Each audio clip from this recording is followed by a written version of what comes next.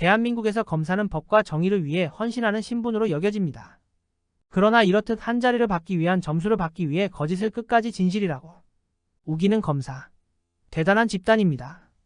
특히 검사라는 신분에서 나오는 진리와 거짓에 대한 판단력과 공정성에 대한 의무는 무시할 수 없습니다. 한 예시로 밤낮으로 공부를 하며 검사가 되기 위해 노력하고 있는 사람이라면 그들의 열정과 헌신에 감탄할 수밖에 없을 것입니다.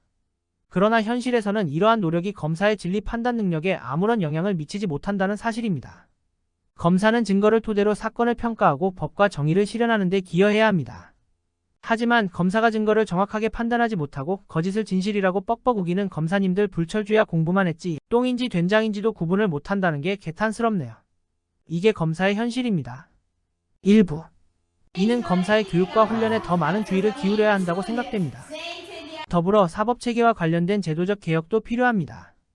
검사 됐다고 땡이 아니란 말이다. 인성 테스트도 시험을 봐야 한다는 것이다. 검사가 국민에게 존경받으려면 수뇌부부터 해서 뇌 구조 개혁이 있어야 한다. 이번 강간무고죄는 담당 검사는 좌천시켜야 하고 검사부장은 감봉 6개 월 시켜야 정신을 차리지 않을까 싶다. 멀쩡한 시민을 강간범으로 몰아갔으면 책임을 져야지.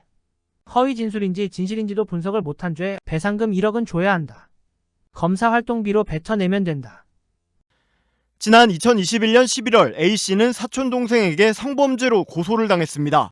사촌동생은 고소장을 내면서 10년 전인 2011년 11월 말쯤 자신이 고등학교 3학년이었을 때 사촌오빠인 A씨에게 성폭행을 당했다고 주장했습니다. 사촌오빠 A씨의 부친인 작은아버지에게 수능이 끝났으니 용돈을 주겠다는 말을 듣고 집에 갔는데 그때 사촌오빠 A씨에게 성폭행 피해를 입었다고 주장한 겁니다. A씨는 수사 과정에서 극구 혐의를 부인했지만 결국 형사재판에까지 넘겨졌습니다. 그런데 청주지방법원에서 열린 재판 과정에서 이상한 정황들이 속속 드러났습니다. 알고 보니 A씨는 2011년 10월 초에 군에 입대해 이듬해 6월에야 휴가를 나왔던 사실이 확인됐습니다. 그러니까 피해자라는 사촌동생이 성폭행을 당했다고 주장한 2011년 11월에는 A씨가 부대에 있었다는 결정적 알리바이가 나온 겁니다. 그러자 검찰은 공소장을 바꿔 범행 일시를 2011년 11월 말에서 2010년 11월 말로 변경했지만 재판부의 의심은 사그라지지 않았습니다.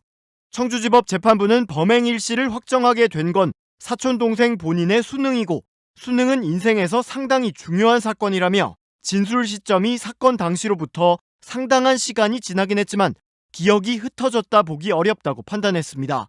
검찰은 또 이보다 앞선 2007년에도 A씨가 13살이던 사촌동생을 성추행했다는 혐의도 주장했지만 재판부는 피해자 진술의 전반적 신빙성이 의심스럽다며 이 역시 인정하지 않았습니다.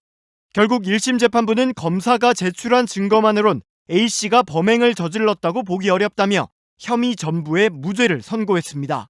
결정적 알리바이로 유일한 증거였던 진술의 신빙성이 무너지자 검찰은 항소를 포기했고 결국 A씨는 1심 결과인 무죄가 최종 확정된 것으로 전해졌습니다.